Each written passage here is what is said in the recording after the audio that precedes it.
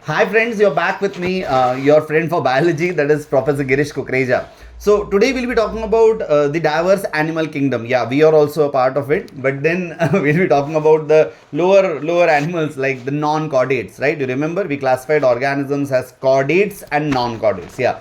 So I'll be talking about the shining chordates. Oh no, the shining non-chordates, right? The ones which are glowing in the sea, the ones which are glowing in the oceans. They are your Ctenophora, right? So we'll be talking about one of the phylums of non-chordates, that is your Ctenophorans, also known as your sea walnuts. Yeah, look at them; they look like walnuts, right? So they are also called as sea walnuts, or because of their comb plates, they are called as comb jellies, right? So talking about these sea walnuts or comb jellies, or more technically the Ctenophorans, right? They are diploblastic. They have two germ layers, the ectoderm and the endoderm. They don't have mesoderm. We have it, right? So like that is a point of discussion somewhere else. You just remember for the time being that they are diploblastic, having two germ layers during the development.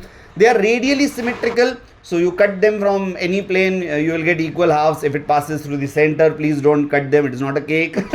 So if you have an imaginary line, so that we have studied, you can go and watch some earlier videos where we have discussed about the symmetry. So they have a radial symmetry.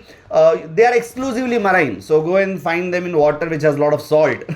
So you'll not find them in fresh water at all. They are exclusively marine. So they are exclusively marine, and you will find that they have a tissue level of organization. So they are made of tissues. They don't have organs, right? They have cells aggregated which form different tissues. So they are a tissue level of organization. So points to remember: they are radially symmetrical, they have a tissue level of organization, they are exclusively marine, and they are diploblastic. Great. You will find that these particular Ctenophorans, they have 8 external rows of comb plates which helps them in locomotion. So they can move from one place to another with these comb plates. So beware, they'll come behind you. So they have these 8 external rows of what is called as your comb plates, right? As far as their characteristic feature is concerned, I told that they show the phenomenon of emitting light, right? You have seen those fireflies emitting light. These are emitting light in the water. So they show this phenomenon of bioluminescence. When I think about Ctenophora, you think about bioluminescence, you think about light, right? So they are emitting light. So they show this phenomenon of what is called as bioluminescence. Remember that. They show digestion. They all eat, we all eat, so they also eat. So they show digestion which is both intracellular and extracellular. So you'll find them like they show digestion both intracellular and extracellular.